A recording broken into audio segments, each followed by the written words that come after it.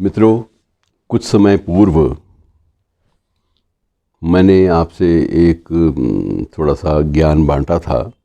परस्पर एक दूसरे के साथ संवाद की स्थिति में मैंने आपको लंबी कविता की बात कही थी और मैंने आपसे ये भी थोड़ा सा जानकारी आपसे बांटी थी कि तेलुगु के कवि गोपी ने 123 पेज की कविता एक लिखी, जिसे शायद संभवतः विश्व की सबसे लंबी कविता माना जा सकता है।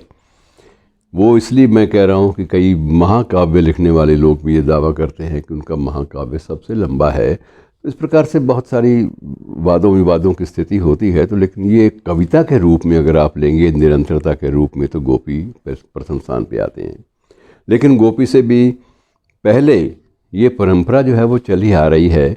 और मैं आज जिस कवि, जिस शायर और उसकी नज़्म की बात कर रहा हूँ वो है साहिर लुधियानवी। साहिर लुधियानवी की एक कृति है मित्रों, कविता संकलन है उनका। हालांकि उसमें कुछ गज़लें भी हैं, कुछ नज़में भी हैं, अलग अलग चीज़ें हैं, ज़्यादातर नज़में हैं। तलखियाँ के नाम से छपा, बड़ा चर्चा का विषय बना तलखियाँ।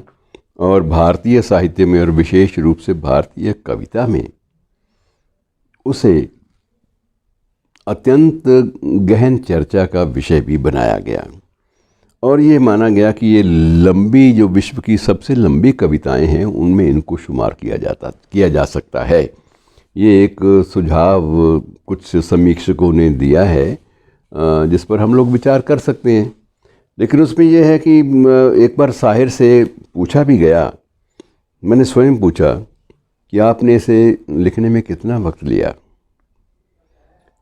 और तब उनका उत्तर ये था कि ये एक ही नज़्म मुझसे 6 माह में पूरी हुई। मुझे 6 माह लग गए। बार बार की काट छांट के बाद भी मैंने 15 बार या 16 बार इस नज़्म को दोबारा लिखा और उसमें नए नए रूप जुड़ते गए।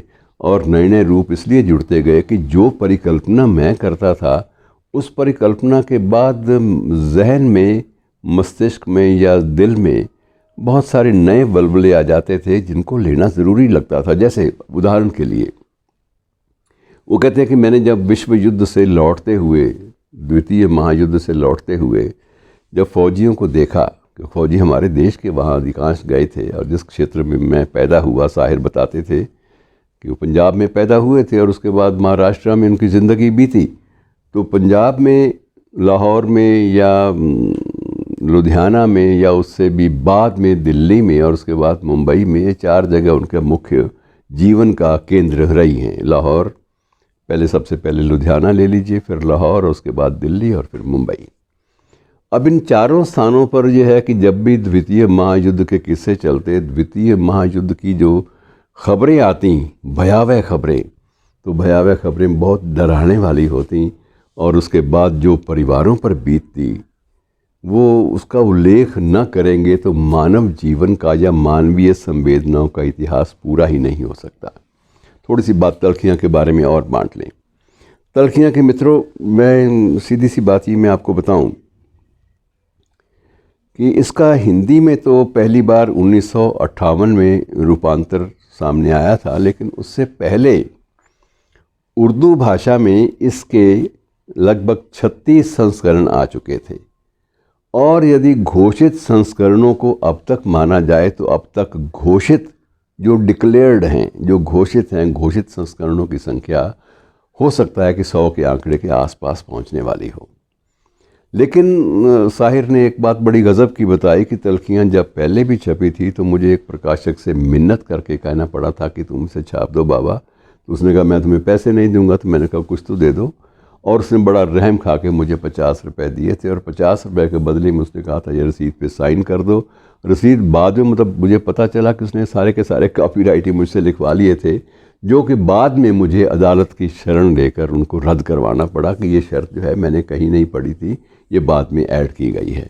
बहरहाल चर्चा ये नहीं है कॉपीराइट की, क्योंकि कॉपीराइट इस पर कोई भी करे, लेकिन कविताएं जो हैं वो आम, सामान्य और बौद्धिक पाठक के जहन में बारीकी से उतर जाती हैं और उसको उद्वेलित करती हैं, उसको परेशान भी करती हैं। कहा जाता है कि जब कोई कविता या कोई नज़्म या कोई गज़ल अगर आपको डिस्टर्ब करती है तो उसे सफल कृति माना जाना चाहिए।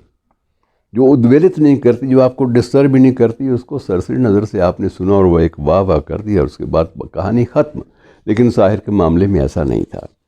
वो फिर एक बार उनके मन में एक जो प्रसंग है जिसका मैं जिक्र करना चाहता हूँ। एक बार साहिर धर्मवीर भारती के पास गए इसी तलखियाँ को लेकर। धर्मवीर भारती ने सोचा कि ये शायद मुझसे जो हिंदी का संस्करण है उसके बारे में कुछ पूछने आए हैं।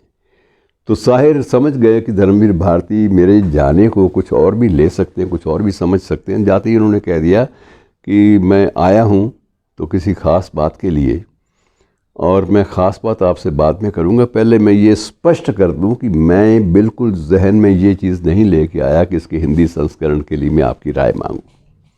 संस्करण है, लिपि का अंतर हुआ है और है क्या, चीज़ें वही की वही हैं। जो आपत्तिजनक आपको उर्दू में लगेगा वो हिंदी में भी लगेगा। बात तो एक ही है, लिपि का फ़र्क है और मैं इसमें कोई फ़र्क नहीं मानता। मैं आज जो आया हूँ आपकी 2 कृतियों को एक सिटिंग या 2 सिटिंग या 3 सिटिंग में बैठकर सुनने के लिए आया हूँ। तो वो बड़े धर्मवीर भारती बड़े परेशान कि तुम्हें ज़रूरत क्या पड़ गई। तब साहिर ने बताया कि जब मैं द्वितीय महायुद्ध की विभीषिका से संतप्त परिवारों की वेदना पर लिखता रहा हूँ, उस समय बार बार मुझे आपकी कणुप्रिया और अंधा युग डिस्टर्ब करते रहे हैं। आज मैं अंधा युग और कणुप्रिया का पाठ आपके मुख से सुनना चाहता हूँ। कणुप्रिया के विशेषकर वे भाग जिनमें कृष्ण की युद्धोपरांत जो भूमिका है और युद्धोपरांत जो मनस्थिति है या युद्ध के मध्य मनस्थिति है उसका वर्णन है। मुझे सिर्फ वही अंश आपसे सुनने हैं। और दूसरा अंधा युग के बहुत सारे अंश, क्योंकि अंधा युग पूरी तरह से महाभारत युद्ध के बाद की एक कृति है जो युद्ध की विभीषिका को बयान करती है। तो उसमें बहुत स्वयं भी भारती परेशान हुए कि बात तो तुम्हारी सही है और तुम, शर्त मेरी यह है कि पहले तुम मुझे तलखियाँ का जो पहला या दूसरा एक मुझे सुना दो, उसके बाद मैं तुम्हें सुना देता हूँ। क्योंकि तुम्हारे भी 1-2 चीज़ों ने मुझे बहुत डिस्टर्ब किया है। और जब मैं अंधा युग की रचना कर रहा था तो उन दिनों तुम्हारा उर्दू वाला संस्करण आ चुका था। उर्दू मुझे नहीं आती थी, लेकिन मैंने एक दोस्त से उर्दू में वो सुना तो बाद में मेरा मन किया कि मुझे उर्दू भी सीख लेनी चाहिए। और मैंने बड़े चाव से प्रकाश पंडित से आग्रह किया कि मुझे थोड़ी सी यार उर्दू सिखा दो, थोड़ी बहुत पढ़ सकूं मैं, और मुझे पढ़ने के लायक उसने बना दिया। लेकिन उसमें जब तलखियाँ में जो दूसरा तीसरा तेवर है उसने मुझे बहुत डिस्टर्ब किया। और वह तेवर की डिस्टर्बेंस, उस तेवर की जो डिस्टर्बेंस थी वो अंधा युग की संरचना में भी काम आई, उस पर असर पड़ा। जैसे तुम स्वीकार करते हो कि तुम्हारे इस पे तलखियाँ पर बहुत सारा असर अंधा युग का है, मैं भी ये स्वीकार करता हूँ कि अंधा युग के लेखन के समय मुझ पर भी तलखियाँ के बारे में उसके दूसरे तीसरे जो तेवर है, तीसरा जो भाग है विशेष रूप से जो युद्धोपरांत विधवाओं का जिसमें क्रंदन तुम दिखाते हो, उसने मुझे भी बहुत डिस्टर्ब किया।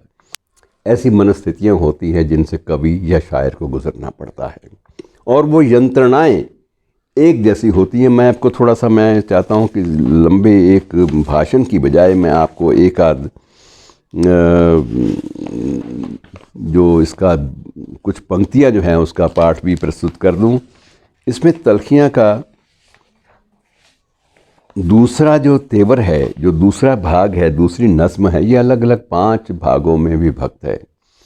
और जो दूसरा जो भाग है उसमें विशेष रूप से साहिर जिस चीज़ का जिक्र करता है उसी चीज़ का जिक्र अंधा युग में या कणुप्रिया में आपको भारती के माध्यम से भी मिलता है कि वे लम्हे कितने दिलकश थे, वो घड़ियाँ कितनी प्यारी थीं। ये साहिर की तलखियाँ से लिया गया है।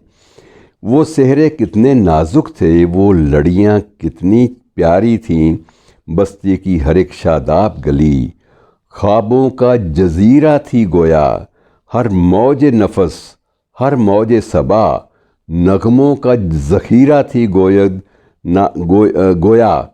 नागाह लहकते खेतों से टापों की सदाएं आने लगीं, बारूद की बोझल बू लेकर पश्चिम से हवाएं आने लगीं। अब बारूद की बोझल बू लेकर जो हवाएं आती हैं वो पश्चिम से आती हैं, अर्थात उसने युद्ध के मध्य जो कुछ घटा हमारे परिवेश पर, और उसका ज़िक्र किया शाहिर ने कि तामीर के रोशन चेहरे पर तकरीब का बादल फैल गया, हर गांव में वहशत नाच उठी, हर शहर में जंगल फैल गया। मगरिब के मुहज़्ज़ब मुल्कों से कुछ खाकी वर्दी पोश आए, इठलाते हुए मगरूर आए, लहराते हुए मदहोश आए। लेकिन उसके बाद क्या हुआ कि खामोश ज़मीं के सीनों में खैमों की तनावें गड़ने लगीं और मक्खन सी मुलायम राहों पर बूटों की खराशें पड़ने लगीं।